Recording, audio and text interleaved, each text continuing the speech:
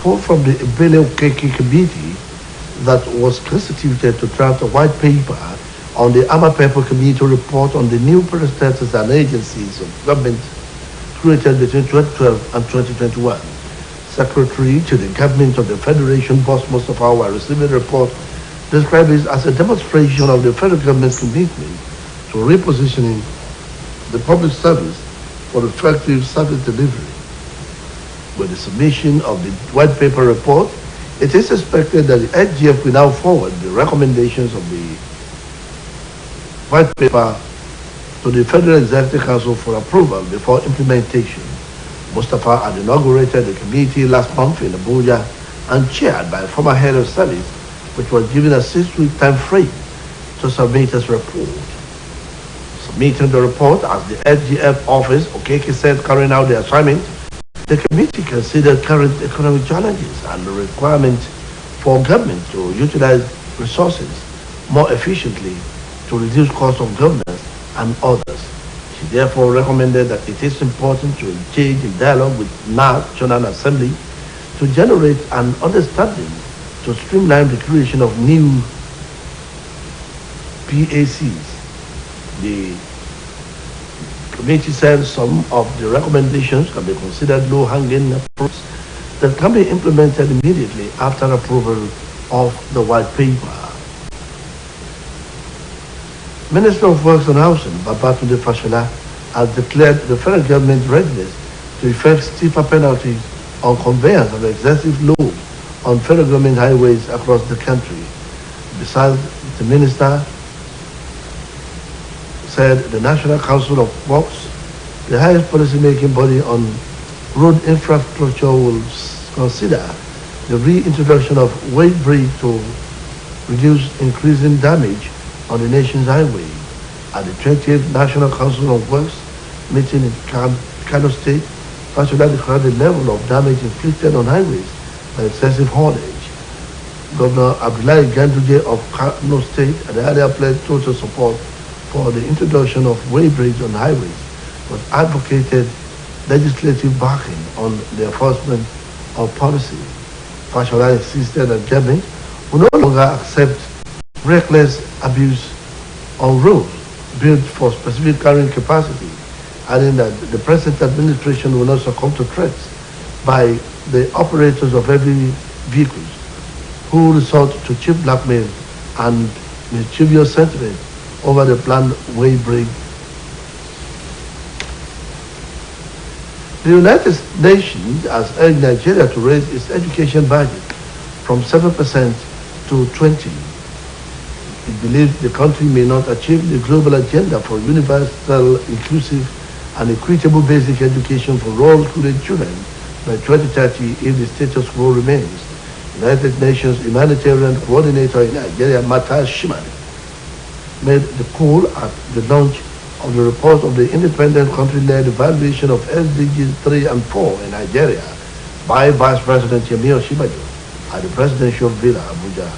The report was supported by the Federal Ministry of Finance, Budget and National Planning, and the Ministries of Health and Education with the support of the United Nations Children's Fund in Nigeria. Shumali noted that in the 2022 budget, there was an increase in 7% on education, but the evaluation says it will need to increase to 20%, while funding of this evaluation shows improving health and education outcomes in Nigeria.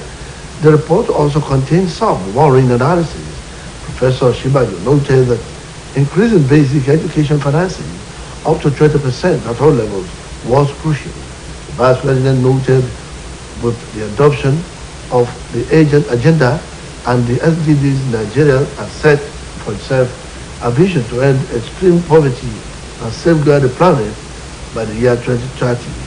Special Assistant to Special Assistant to the President on SDG, Adejoke Orilope Adefuyire, noted that effective implementation of the SDG requires periodic evaluation to ensure process measurement, generate knowledge, and inform shift policy. Nigerians in the APRA Commission have cautioned Nigerian students against going to northern Cyprus. The chairperson, Mrs. Abike Daviri Erewa, handed down the warning in Abuja at the ministerial briefing organized by the Presidential Communication Team. He said northern Cyprus is not recognized by the UN, adding that a lot of students had been killed there. Daviri Erewa noted that NIDCOM will continue to appeal that Nigeria took a strong decision about places like northern Cyprus. Sequel to the recent political development as related to the July 16 governorship election, the state chairman of All Progressive Congress, Mr. Famodu, has enjoined all members and supporters of the party to include their prayers for their wish to be manifested. Famodu, in a statement issued by media advisor Kola Olabisi, stated that there are no challenges that are beyond the settlement of God. Prince Famodu reminded the members and leaders of the party that as members of the same political family with a common ideal and interest, it is incumbent on them to make prayers the fortification of their political expectation. He urged members of the APC whose spirits were dampened shortly after the declaration of the governorship election results to shut up their toga of discouragement. The state APC chairman assured the members and leaders and supporters of the APC that there's very bright light at the end of the tunnel. He cautioned members of the party who are fond of talking down on it to desist from doing so, as the opposition members of the party could cash in on these two incalculable damage to the soaring image of the party. Nigeria's contingent to the 7th African Nation Championship qualifying match against Ghana will today storm the city of Cape Coast. Head coach Salisu Yusuf and his assistants have been working on 34 invited players for the past few weeks, and a final list of 22 players for the final trip for the return leg in Abuja and Saturday next week will be released soon. The Sunday clash will take place at the Cape Coast Stadium in the evening. The Confederation of African Football has picked Beninese officials to take charge of the encounter, with Isa Mohammed as the referee. His compatriot Eric Ulrich and Yimavo will be assistant referee, one with Kudogo Ukebebe as the assistant referee two, and Tanisa Ahumalanto as the fourth official. Prince Kai Saufe from Sierra Leone will be the match commissioner, while Sanusi Rashid, another Sierra Leonean, will be the referee assessor. The tournament will hold in the at the MKO Abiola National Stadium, Abuja, on the 3rd of September.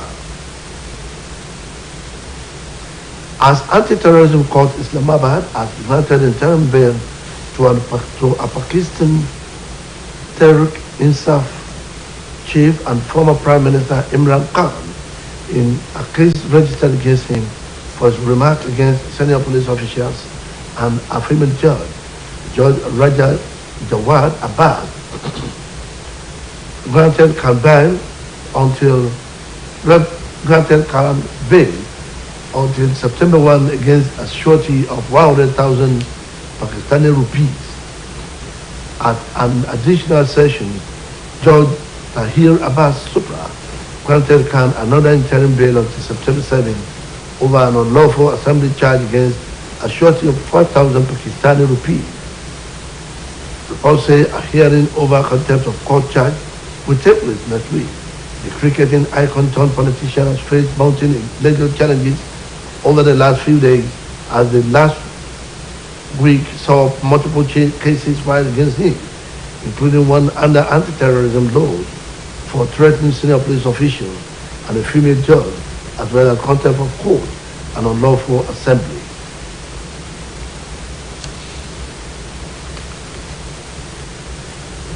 Now to the last foreign story.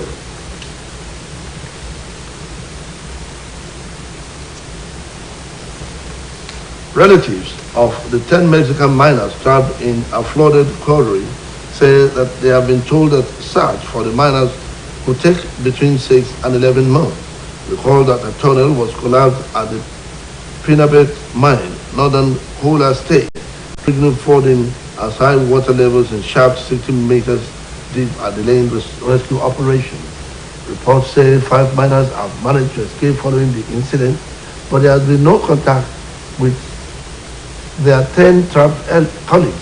Enrica Escobedo, the wife of one of the trapped miners, gave the same details, saying that the relatives had rejected the government rescue plan to find the miners. It was gathered that the government had not publicly revealed any details of its proposed plan, as the rescue operation had already been hampered by a number of setbacks. About 2 weeks ago, a special underwater drone carrying a camera was lowered into the shaft. Relatives of the miners have also expressed frustration and anger that the slow pace of the rescue effort and what they said was lack of communication. That ends the midday news on OSBC TV. It was edited by Timmy Tokwe Abdul Karim. Join us at 3 for the state news. Good afternoon.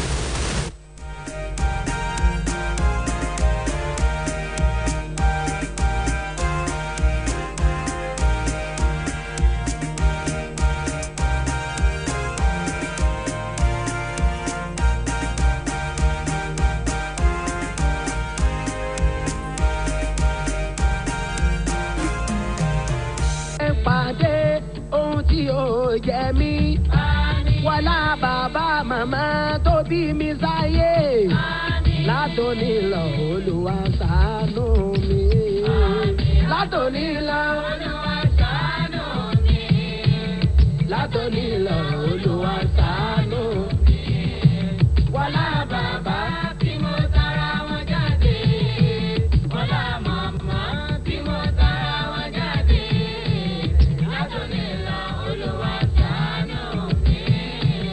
Látòní lọ Olúwa má jẹ́ ṣìṣe.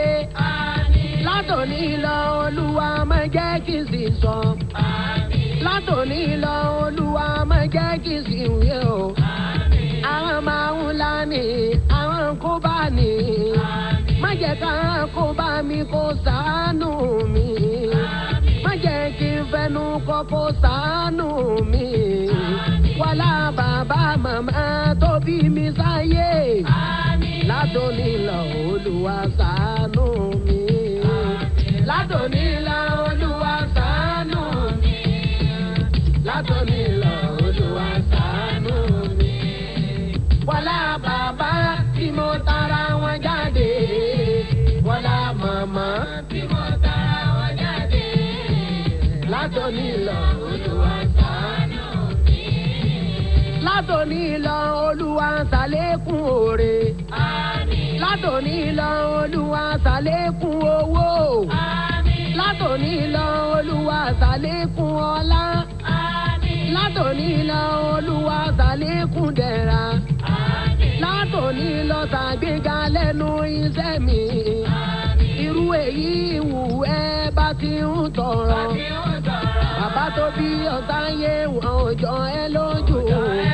Màmá tó bí ọ̀sáyé kò tó nǹkan lójú rẹ̀. Ó sì wà ń bẹ lọ́hùn wípé kò ṣàánú rẹ̀. Àfi kó lọ yíwà padà sáwọn òbí rẹ̀. Ṣàdúrà wọn lè gbà lórí rẹ̀. Látòní lọ kó lè bá dolórí rẹ̀. Látòní lọ Olúwa ṣàánú mi.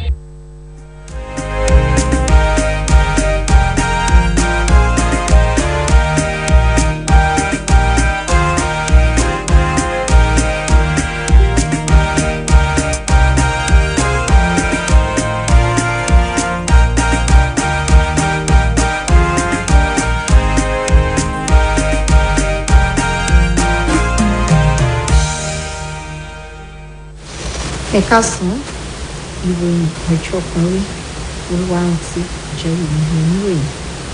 Ìjọba àpapọ̀ ti tẹ́wọ́ gba àbọ̀ ìgbìmọ̀ tí Ebele Okeke tó jẹ́ alága rẹ̀ tó ṣe àgbéyẹ̀wò ìgbìmọ̀ arábìnrin Amapepu lórí àtúntò àti ìdásílẹ̀ àwọn iléeṣẹ́ àti lájọ ìjọba láàrin ọdún 2012 sí 2021.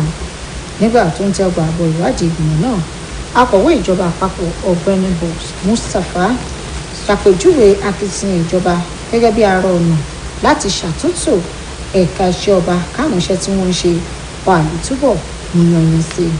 Ní báyìí tí wọ́n gbé ààbò náà kalẹ̀ akọ̀wé ìjọba ní ìrètí wà pé yóò fi ààbọ̀ ìwádìí náà ṣọwọ́ sáwọn ìgbìmọ̀ aláṣẹ láti túbọ̀ ṣàgbéyẹ̀wò rẹ̀ fínífíní kó tó di pé wọ́n buwọ́ lu àmúlò àbá náà. Àwọn ti pé lóṣù tó kọjá ọ̀gbẹ́ni Mustapha ṣe ìfilọ́lẹ̀ ìgbìmọ̀ náà èyí tí olórí àwọn òṣìṣẹ́ ọba tẹ́lẹ̀ rí sì jẹ́ alága ìgbìmọ̀ ọ̀hún. Bẹ́ẹ̀ ni wọ́n fún ìgbìmọ̀ náà ní ọ̀sẹ̀ 6 láti fi iṣẹ́ lórí ààbọ̀ ìwádìí àmọ̀tẹ́kùn nígbà tó ń gbé ààbọ̀ tiẹ̀ lé ìjọba lọ́wọ́ nípasẹ̀ àkọ̀wé ìjọba àpapọ̀.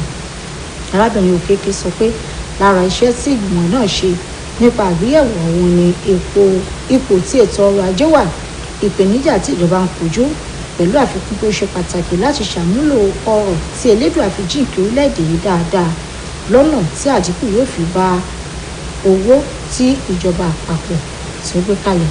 Lára àwọn tí wọ́n tún yẹ̀wò ní bí ìdàgbàsókè yóò ṣe bá ìlànà ìpawówọlé lábẹ́lé àti bí wọn yóò ṣe máa ṣe kóríyá fáwọn lájọ̀lájọ̀ ìjọba káwọn náà lè máa gbọ́ bùkátà ara wọn àtàwọn ohun míì.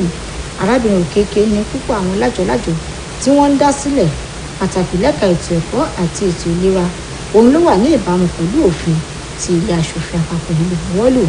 Ó lè ṣe pàtàkì láti fọwọ́sowọ́pọ̀ pẹ̀lú ilé aṣòfin àpapọ̀ nídìí àti jẹ́ kí àgbọ́yé àti àgbọ́yé wà lórí àwọn iléeṣẹ́ àti lájọ̀lájọ̀ ìjọba tí wọ́n dá sílẹ̀ ọ̀hún. Ìgbìmọ̀ náà ṣèlérí àti ṣiṣẹ́ pọ̀ pẹ̀lú ìjọba nínú àgbéyẹ̀wò àwọn ẹ̀ka tí wọ́n dá sílẹ̀ kí wọ́n tó buwọ́lù àbá náà tó ní ṣe pẹ̀lú ọ̀rọ̀ iṣẹ́ ọba. Mínísítà fọ́rọ̀ iṣẹ́ òde àti ilégbèé ọ̀gbẹ́ni Babátúndé Fáṣọlá ti kéde pé ìjọba àpapọ̀ ti ṣetán láti máa fi páńpẹ́ ọba gbé àwọn ọkọ̀ àti awakọ̀ tó bá kó ẹrù lápòjù láwọn ojú ọ̀nà márosẹ̀ tó wà lórílẹ̀‐èdè yìí. Yàtọ̀ sẹ́yìn mínísítà náà sọ pé àjọ tó wà fọ́rọ̀ iṣẹ́ òde tó jẹ́ àjọ tó mójútó ẹ̀rìn lójú pópó yóò ṣe àgbékalẹ̀ àwọn ohun èlò ìrìnnà tí wọn yóò kọ́ tó má dínkù bá ẹrù àkójù lọ́nà àti pinnu àwọn iṣẹ́ tó máa ń wáyé láwọn ojú pópó yìí. Níbi ìpàdé àpapọ̀ àjọ náà ẹlẹ́ẹ̀kejìdínlọ́gbọ̀n rẹ̀ tó wáyé ní ìpínlẹ̀ Kánò ọ̀gbẹ́ni Fáṣọlá bẹnu àtẹ́lu báwọn ẹrù ńláńlá tí wọ́n ń kó gba ojú pópó ṣe ń ba ọ̀rọ̀ jẹ́. Ṣáájú ni gómìnà Abdullahi Ganduje ti jáde àtìlẹ́yìn rẹ̀ fún ìgbésẹ̀ yìí ṣùgbọ́n tó ní kí wọ́n túbọ̀ fi òfin gbà lẹ́sẹ̀. ọ̀gbẹ́ni Fáṣọlá ní ìjọba ò ní fààyè gba bí wọ́n ṣe ń lo àwọn ojú pópó márosẹ̀ ní ìlòkulò pẹ̀lú àwọn ọkọ̀ àjàgbé tó máa ń kẹ́rù ńláńlá gba àwọn ojú ọ̀nà yìí. Àjọ ìṣọ̀kan àgbáyé ti rọ orílẹ̀-èdè yìí pé kó gbé àbá ètò ẹ̀kọ́ orílẹ̀-èdè yìí kúrò ní 7 nínú 100 ó sì gbé sí 20. Àjọ náà nígbàgbọ́ pé àfojúsùn orílẹ̀-èdè yìí lè má jọ nídìí ètò ẹ̀kọ́ alákọ̀ọ́bẹ̀rẹ̀ pàtàkì fáwọn èwe tí ó bá fi di ọdún 2030 tètò òṣùná tó yà sọ́tọ̀ bá sì wà bó ṣe wà tí ó sì ṣàfikún rẹ̀. Alámòjútó ẹ̀ka tó mójútó ìdènà àwọn èèyàn nínú àjọ ìṣọ̀kan àgbáyé fórílẹ̀-èdè yìí ọ̀gbẹ́ni Matthias Shimale ló sọ èdè mímọ̀ níbi ètò kan tí wọ́n gbé kalẹ̀ láti fi jábọ̀ fún ìgbákejì ààrẹ ọ̀jọ̀gbọ́n Yẹmí Ọ̀ṣínbàjò nílẹ̀gbẹ́ ààrẹ l'Ábújá. Àbá náà ní iléeṣẹ́ ètò ìṣúná àti ààtò pẹ̀lú àwọn iléeṣẹ́ ètò ìlera àti ìtẹ̀kọ́ pẹ̀lú àtìlẹ́yìn àjọ UNICEF kó jọ lórílẹ̀‐èdè yìí. ọ̀gbẹ́ni Ṣọwálẹ̀ sọ di mímọ̀ nínú ètò ìṣúná ọdún tá a wà yìí pé kò sí àfikún kankan tó bá owó tí wọ́n yà sọ́tọ̀ fún ẹ̀ka ètò ẹ̀kọ́ tó wà ní 7 nínú 100 àwọn tó wà nídìí àmọ́ tó ní ìwádìí tí wọ́n ṣe fi hàn bó yẹ kí ìjọba ó ṣàfikún owó náà sí 20 nínú 100. Ó ní bó tilẹ̀ jẹ́ pé ìwádìí fi hàn pé ìyàtọ̀ bá ìwé àárọ̀ ẹ̀ka ètò ìlera àti ìtẹ̀kọ́ ó ní síbẹ̀ omi kù lámù nítorí àwọn ìgbésẹ̀ kọ̀ọ̀kan. Nínú ọ̀rọ̀ ọ̀jọ̀gbọ́n Yẹmí Ọ̀ṣínbàjò ó ṣàlàyé pé ṣíṣàfikún owó tí wọ́n yà sọ́tọ̀ lẹ́ka ètò ẹ̀kọ́ alákọ̀ọ́bẹ̀rẹ̀ sí 20 ó ṣe kókó fún ìdàgbàsókè ètò ẹ̀kọ́. Ààrẹ igbákejì ààrẹ wa sọ di mímọ̀ pé pẹ̀lú àgbékalẹ̀ àwọn iléeṣẹ́ àti lájọlájọ orílẹ̀-èdè ti ṣetán láti mú pín dé bá iṣẹ́ àtúnṣe kó tó di ọdún 2030. Nínú ọ̀rọ̀ tó ìrànlọ́wọ́ pàtàkì fún ààrẹ lórí àwọn ètò sọgbàdẹ̀rùn arábìnrin Adéjọkẹ́ Òrèlópé Adéfòlúrẹ̀ ó ṣàlàyé pé ìgbésẹ̀ ṣíṣe àtúntò nídìí àti jẹ́ kí àwọn akẹ́kọ̀ọ́ ní ìmọ̀ kíkún ṣe pàtàkì tó sì ní àgbékalẹ̀ àbọ̀ ìwádìí náà ṣe kókó. Ó ní èyí yóò jẹ́ kí àfojúsùn àti sọ iná ètò ẹ̀kọ́ jí padà ó jọ nípa àpérò lẹ́ka náà, èyí tí ó tún rọ̀ mọ́ ètò ẹ̀kọ́ àwọn ọmọbìnrin. Alága àjọ tó wà fámójútó àwọn ọmọ orílẹ̀-èdè yìí tó ń gbé nílẹ̀ òkèèrè arábìnrin Àbíkẹ́ Dábíré Ìrẹ́wà ti ṣèkìlọ̀ fún àwọn ọmọ orílẹ̀-èdè Nàìjíríà tó jẹ́ akẹ́kọ̀ọ́ pé kí wọ́n má ṣe gbèrò láti lọ kẹ́kọ̀ọ́ lápá àríwá Cyprus. Arábìnrin Dábíré Ìrẹ́wà ṣèkìlọ̀ yìí l'Àbújá lásìkò tó ń kópa níbi ètò kan tí ẹ̀ka ètò ìròyìn iléeṣẹ́ ààrẹ gbé kalẹ̀. Ó lájọṣọ̀kan àgbáyé ò ní nǹkan ṣe pẹ̀lú apá àríwá ilẹ̀ náà, pẹ̀lú àfikún pé púpọ̀ àwọn akẹ́kọ̀ọ́ wọ́n ti dẹ́mi wọn légbodò lẹ́kùn yìí.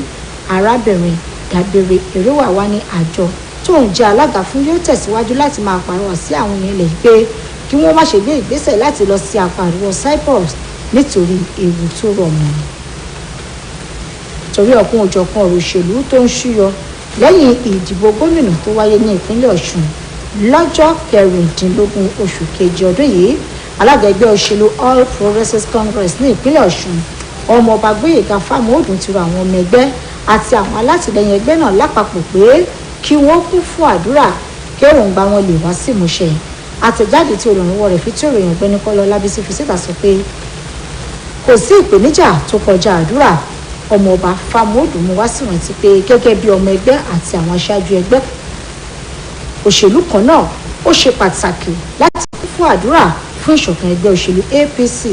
Ó rọ àwọn ọmọ ẹgbẹ́ tí ìrẹ̀wẹ̀sì ọkàn dé bá ní kété tí wọ́n kéde èsì ìdìbò gómìnà ọ̀hún pé kí wọ́n má ṣe bọkàn jẹ́ o, ṣùgbọ́n kí wọ́n pọkàn pọ̀ pé lẹ́yìn òkùnkùn ìmọ́lẹ̀ yóò wà.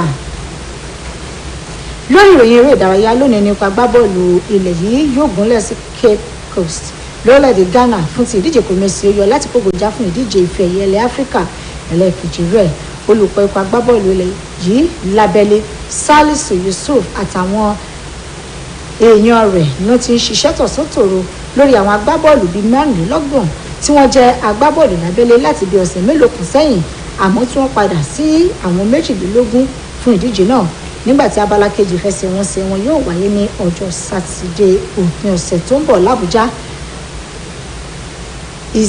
Ìfẹsẹ̀wọnsẹ̀ àkọ́kọ́ ni yóò wáyé ní orílẹ̀-èdè Ghana.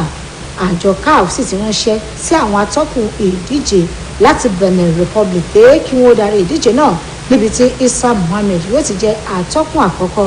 Eric Ridge ni yóò jẹ́ ẹnì kejì rẹ̀, Kodigbo Kobemede lẹ́nì kẹta, nígbà tí Tanisla Ahumanto sì jẹ́ atọ́kùn kẹrin. Ọmọọba Kesaka láti orílẹ̀-èdè Sierra Leone yóò jẹ́ alámòjútó ìdíje yìí, nígbà tó Sanusi Rasheed láti Sierra Leone yìí kan náà yóò sì jẹ́ amúgbálẹ́gbẹ̀ẹ́ rẹ̀. Orí pápá ìṣeré MKO Abiola tó wà l'Àbújá ní abala kejì ìfẹsẹ̀wọnsẹ̀ láàrin ikọ̀ ti Ghana àti ti orílẹ̀-èdè yìí yóò ti wáyé lọ́jọ́ 3 oṣù tó ń bọ̀. Nílẹ̀ òkèèrè, ilé-ẹjọ́ kan tó ń gbọ́ ẹ̀sùn tó ní ṣe pẹ̀lú ṣíṣígun sí ìwà sùnmọ̀mí ní Islamabad ti gba béèlì mínísítà tẹ́lẹ̀ rí nílẹ̀ náà Imran Khan fẹ̀sùn pé ó sọ̀rọ̀ kòbákùngbé sọ́gà ọlọ́pàá àti adájọ́ tó jẹ́ obìnrin lórílẹ̀‐èdè náà. Raja Jawad Abbas ló gba onídùúró Khan títí ọjọ́ 1 oṣù tó ń bọ̀ pẹ̀lú ẹgbẹ̀rún lọ́nà 100 owó rupees. Níbi ìgbẹ́jọ́ míì ní ilé-ẹjọ́ tó Tahir Abbas Supra darí ti gba onídùúró Khan di ọjọ́ 7 oṣù kẹsàn-án lórí àwọn ẹ̀sùn tí wọ́n fi kàn, tí wọ́n sì ní kó lọ san ẹgbẹ̀rún 5 owó rupees míì. Àrígbọ́ pé lọ́sẹ̀ tó ń bọ̀ ni wọn yóò gbọ́ àwọn ẹ̀sùn tí wọ́n fi kàn lóòtú ìjọba ilẹ̀ náà tẹ́lẹ̀ rí. Bákan náà nílẹ̀ òkèèrè, àwọn mọ̀lẹ́bí àwọn awakùsà 10 tí wọ́n há sínú ìṣẹ̀lẹ̀ omíyalé láwọn ikọ̀ adóòlà ẹ̀mí ti ṣàlàyé pé yóò gbà tó ọ̀sẹ̀ mẹ́fà sí ọ̀sẹ̀ 11 kí wọ́n tó lè ṣàwárí àwọn èèyàn náà. Àwọn tí pé àwọn awakùsà ọ̀hún ni wọ́n há sábẹ́ pàlàpàlà ńlá nígbà tí omíyalé ṣẹlẹ̀ tó sì mú kí àwọn omi olùkọjá àwọn bèbè wọn tó ṣòro díẹ̀ fáwọn ikọ̀ adóòlà ẹ̀mí láti lọ dóòlà àwọn èèyàn 10 náà tí wọ́n bọ́ ha. Erica Escobedo tó jẹ́ aya ọ̀kan lára àwọn awakùsà tí wọ́n há ọ̀hún sọ pé ẹbí àwọn èèyàn yìí ti kọ ìgbésẹ̀ ìjọba èyí tí wọ́n fẹ́ gbà láti ṣàwárí àwọn èèyàn wọn nítorí bí wọn bá fi lè dára dúró ó ṣeé ṣe káwọn èèyàn yìí ó jẹ́ ìpè ẹlẹ́dàá. kò ní jù báyìí lọ lórí ìròyìn ọjọ́ kan rí fún ti àkókò yìí. Ọláwùmí Ọláníyì lólóòtú. Ẹ darapọ̀ mọ́ wa láago 3 kọjá ìṣẹ́jú 15 nígbà tá a ó máa mú ìròyìn ìpínlẹ̀ Ọ̀ṣun wá fún yín. Àkójímọ̀ ni.